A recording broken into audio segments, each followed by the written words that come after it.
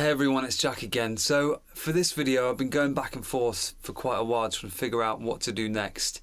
I've got all of these ideas I've written down. I've got like sheets and sheets of kind of rough ideas of subjects to talk about.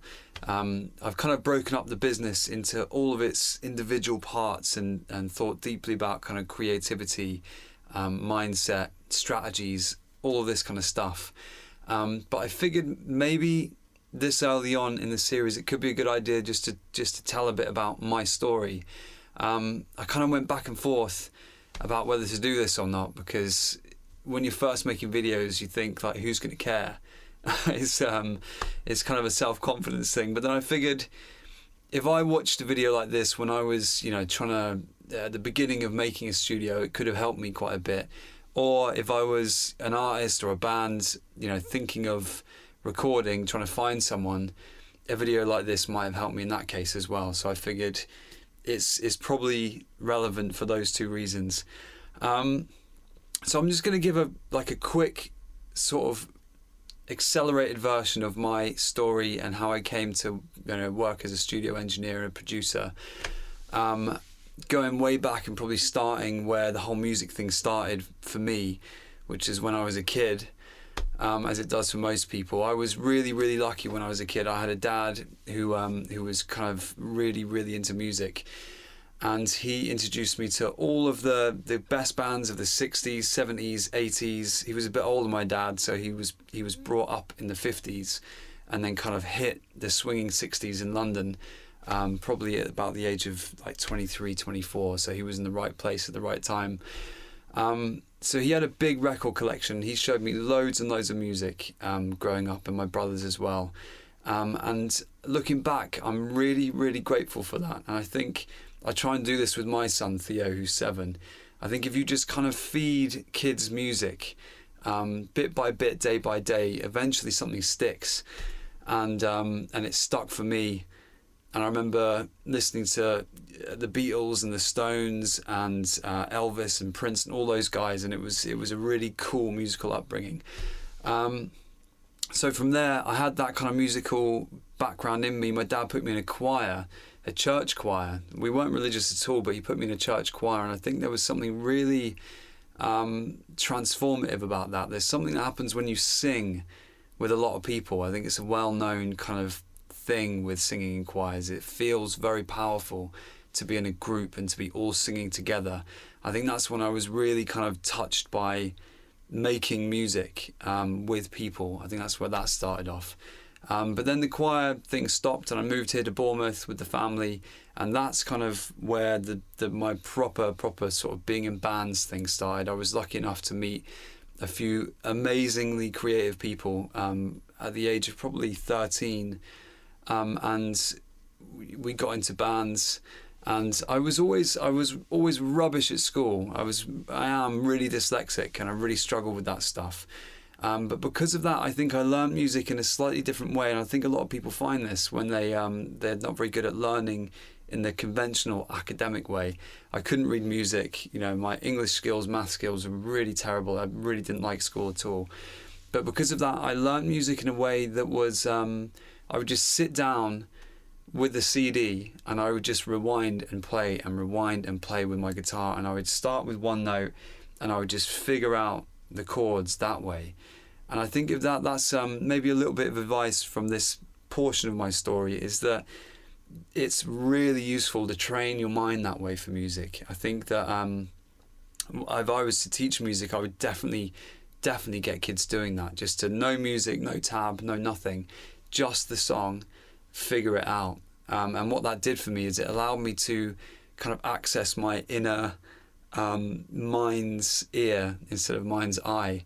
When you're writing music, you kind of sit and you can picture the next part. And I think if you've had a background in just having to figure things out like that, I think that really helps. You can kind of figure it out quite quickly. So yeah, I was in a lot of bands, and it was some of the best times of my life. Being in a band when you're 13, 14, 15, all the way through to kind of 22, 23, 24, 25. It's one of the best things that you could do. I'd encourage any kid to do it, because you just feel the camaraderie of being as a troupe, you know, driving around, playing gigs. It was amazing. It was like nothing else. You know, some of those shows they stick in my memory as some of the best times ever.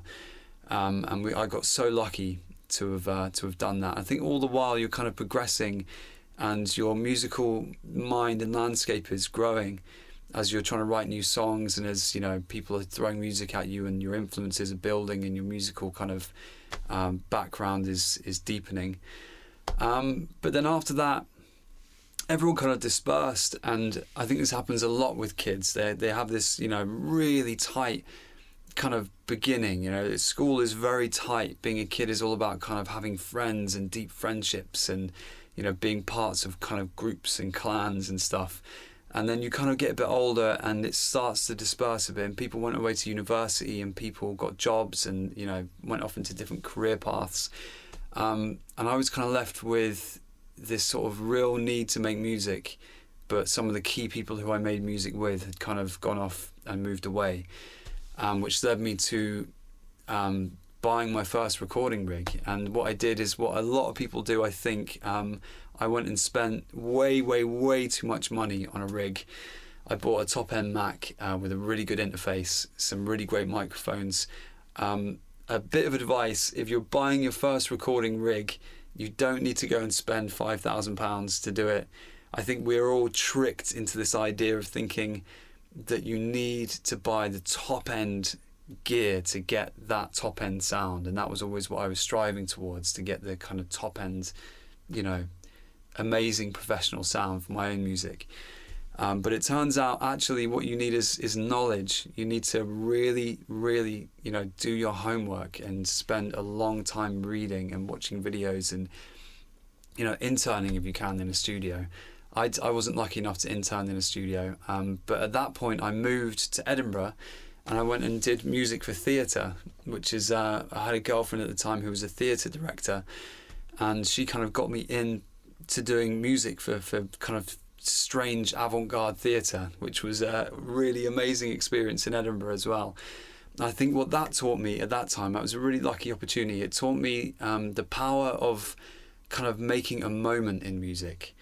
When you're writing music for theatre and you're kind of bouncing off actors, you kind of can build things up, you know, whether it's a sad scene, an intense scene, an angry scene, however it is, you can kind of add to that. It's kind of similar to doing film in a way. But that was something that I really learned from that time. You know, you can build things up, and you can build kind of frenzies up, and actors start bouncing back and forth between the music and what they're doing on stage. And I had some amazing moments doing that as well. I mean, it was really hard and it was tough. And I had a lot of embarrassing moments where I, you know, messed things up, but there was a few really great times there, and I learned a lot from that.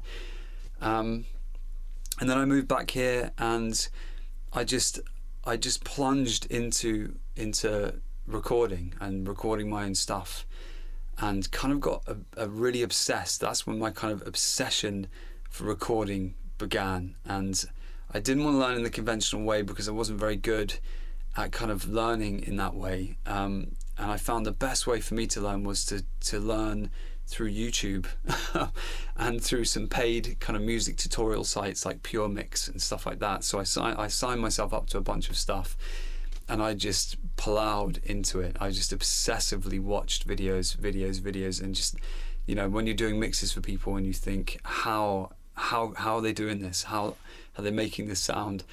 I would just reference videos and keep on going back and forth. I probably spent thousands of hours doing it. And it's tough. It's really tough. And anyone who's kind of taken it upon themselves to try and do this as a career will have found themselves in situations where they kind of want to give up because they're plunging all of this effort into it and it's just really going nowhere. But eventually, incrementally, you build it and you build it and you build it. And I luckily got a really good opportunity to record a great band called Killer, and that's kind of where the music recording bands thing started. I'd worked with solo musicians and stuff, and we recorded in this beautiful barn, and I didn't know that much at that point, but there were some of the best musicians that I knew, the best gear that, you know, possible. The drummer had a £4,000 drum kit, and we recorded in a big barn that had an arched ceiling. And from there, I learned a lot about mixing, and I got another band project and another one and another one, another one. And when you start doing something every day, all day, you just accelerate in your learning, and you accelerate in your kind of quality of the work. And that's kind of led me, probably cutting out a big chunk of what happened after that. That's led me to this space here, which is a kind of a facility that I've built on the side of mine and my partner's house. I wanted the studio to be really close to me. I wanted to be able to walk out of one door and step into another one. So when I'm working on my own music, I can just jump in and out, in and out. And here I am. This is it. This is my space. And I feel super lucky to have landed in this place. There's been a lot of hard work and a lot of self-doubt, which I'm going to get into more and more in upcoming videos. I think my next video will probably be more about mindset, and kind of how to get through the endless distractions that the world throw at us, the easy distractions that we get caught up in, and to sort of push yourself more into music and down those avenues. But anyway, that's for another video. This has been a bit of a rambling rant, and I hope that some of you have gained some value from this. If you're in the position where you're trying to set a studio up, then you're welcome to contact me, and I'll happily, tell you what I've learned in doing it, and hopefully save you a bit of time. If chuck it in the comments, and I'll get back to you on that one. Thank you very much for watching. If you've made it this far, and if you're interested in this stuff, you can always reach out to me. I'm always, I really believe in building a community of people who are constantly talking. I think that's really it. So yeah, next video is going to be on some aspects of mindset, and hopefully I'll catch you on that one. And thanks very much.